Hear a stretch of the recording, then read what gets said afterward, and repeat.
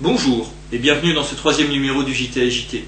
Aujourd'hui, dans notre dossier, nous aborderons le sujet de la grande distribution. Et bien entendu, vous retrouverez la chronique de Monsieur Newton. Mais avant, un petit détour par l'Assemblée nationale, où ça sent les vacances et les soldes. N'est-ce pas, Madame Hoffmann-Westphal ? Regardez attentivement en haut de votre écran. Alors déjà, arriver en retard parce qu'on a fait les soldes, c'est pas bien.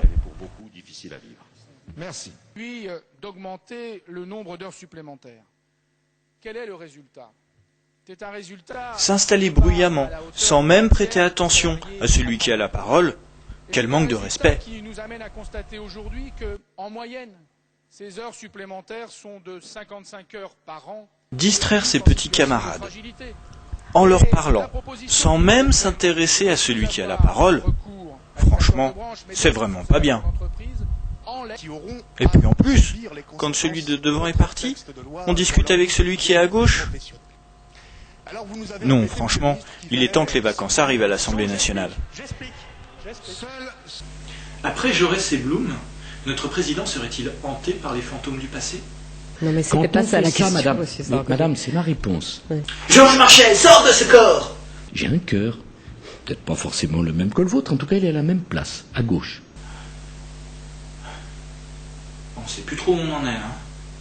Bon, vite, une valeur sûre, le centre. On a d'un côté le dogmatisme de la gauche, et d'ailleurs je dirais à ceux qui nous regardent, voilà la différence entre la droite et la gauche. La gauche reste sur ses positions, même si on délocalise, on ferme les entreprises et on retrouve des gens à la rue. Nous essayons de faire adapter les entreprises. Je suis au centre, moi, donc j'explique. Le nouveau centre reprend enfin la place qui est la sienne, à la droite de Nicolas Sarkozy. Bon, c'est bon, on a tout fait là, non ? Non ? La politique, c'est aussi le Parti socialiste. Ah oui, c'est vrai. Bon, on a quand même l'enthousiasme de Gérard Collomb. D'un parti socialiste nouveau qui soit capable de nous donner la victoire pour la prochaine présidentielle. Les amis de Claude Barthelone. Les amis de Dominique Strauss-Kahn, les amis de Martine Aubry, les amis de NPS et les amis de Laurent Fabius. La nostalgie de Jean-Marc Ayrault. Ceux qui avaient fait avancer la cause du monde du travail, et notamment au moment du Front populaire. Et la grande idée de François Hollande. François Hollande a présenté un texte, lui aussi il veut rassembler tous ceux qui pensent la même chose. Sans oublier les propositions de Julien Drey.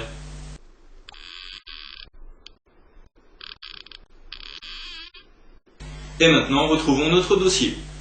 Dans notre dossier consacré à la hausse des prix, nous allons nous intéresser aujourd'hui à la grande distribution. En effet, nous avons tous fait à un moment ou à un autre nos courses dans un hyper ou supermarché. Mais savons-nous vraiment comment tout cela fonctionne ? Alors, Monsieur Mcadet, bonjour. Bonjour. Première question. Les grandes surfaces nous vendent des produits qu'elles achètent elles-mêmes. Quel est leur circuit de distribution ? En ce qui concerne les hypermarchés, les supermarchés, les magasins de maxi-discount et aussi certaines enseignes dites de proximité, l'approvisionnement se passe par l'intermédiaire de centrales d'achat. Ce sont des structures qui, comme leur nom l'indique, ont pour but de centraliser les achats, de référencer les produits pour le compte de plusieurs enseignes. Il ne faut toutefois pas oublier que ces centrales ont été créées par des grands groupes de distribution. C'est le cas par exemple de la centrale Agénor, qui achète pour le compte des enseignes Les Mousquetaires, a été créée par ITM, qui possède ces mêmes enseignes. Historiquement, l'idée derrière la grande distribution était de supprimer les intermédiaires. C'est ainsi que Michel-Édouard Leclerc, quand il a ouvert son premier magasin, pouvait, en supprimant les intermédiaires, pratiquer des prix de 70% inférieurs à ceux de ses concurrents.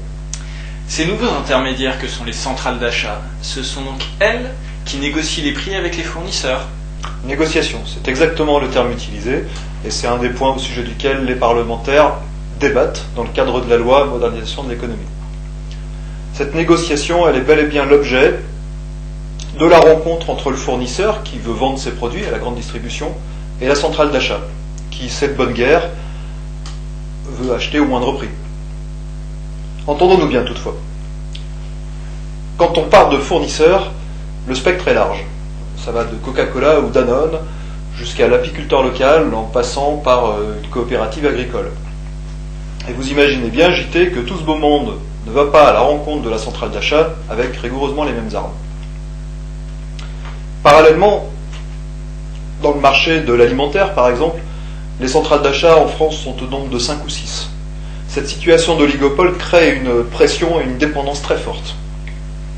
Et du coup, la négociation est l'occasion d'inclure dans le contrat certaines prestations annexes que le distributeur va facturer au fournisseur. C'est ce qu'on appelle les marges arrière. Ou encore prestations de coopération commerciale, ou bien encore autres avantages financiers. Enfin, quoi qu'il en soit, ce système qui a été inventé par les grands distributeurs français consiste en fait à facturer aux fournisseurs des prestations, il faut bien le dire, sont plus ou moins réelles. La mise en tête de gondole, l'apparition dans un catalogue anniversaire, ou encore tout simplement le traitement de la facture. Et ça a un impact sur les prix ? Alors les lois des années 2000 ont autorisé la grande distribution à répercuter ces fameuses marges arrière sur le prix de revente, plus exactement sur le seuil de revente à perte, ce qui devait conduire à un abaissement des prix en abaissant ce seuil de revente à perte. Elles ont malheureusement accentué la pratique même de ces marges arrière, sans effet réel et notable sur les prix. Il semble bien que ces autres avantages financiers restent bien une marge. Bien, merci beaucoup Monsieur MKD, c'était très clair. Pour tous ceux qui désirent approfondir le sujet, je vous recommande la lecture du livre de Monsieur MKD, Du panier de course au panier de crabe. Sans transition, la chronique de Monsieur Newton. J'ai des tocs. Entendez par là que certaines de mes manies me poussent à vérifier, revérifier. En l'occurrence, être certain après 4 ou 5 fois que la porte du frigo est bien fermée, les tiroirs bien alignés, le gaz coupé, les verrous tirés et autres aléas de ce genre.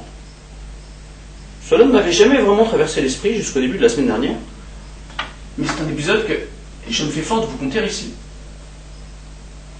La nécessité étant, je me vis forcé d'aller toquer à la porte d'un mien voisin, psychologue de son état. Le spécialiste m'ouvre sa porte, me demande ce qui m'amène à lui, et moi d'évoquer mes soucis de tiroir, de vérification. Soucieux de m'aider de son mieux, le voisin m'écoute avec attention avant de lâcher.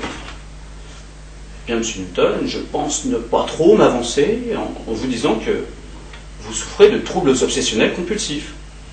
C'est exotique. Non, ce sont des tocs, me répond-il du tac au tac. Une certaine forme d'angoisse vous contraint, pour être calmé, à effectuer sans relâche des gestes anodins, ce que vous nommez vos vérifications. À ne pas confondre toutefois avec le trouble d'occultation comptable, syndrome dont Jean Tibéri est atteint, et qui pousse le patient à cacher tellement de choses que c'est à son entourage de tout vérifier. Ainsi donc, me voici psychologiquement instable. Moi que l'on eût dit jadis solide comme le roc, me voici de toc, ainsi qu'un décor de carton-pâte. Je suis donc rentré chez moi avec le moral dans les chaussettes et une indication pour des séances de thérapie comportementale. Quand on pense que j'allais simplement le voir, afin de lui emprunter le rabot grâce auquel j'aurais pu ajuster l'alignement de mes tiroirs afin de passer justement moins de temps à vérifier qu'ils sont bien alignés. Et puis, tant qu'à être dérangé, j'aurais préféré un dédoublement de personnalité. Comme ça, un Newton aurait pu peindre le plafond, tandis qu'un autre aurait tenu l'échelle.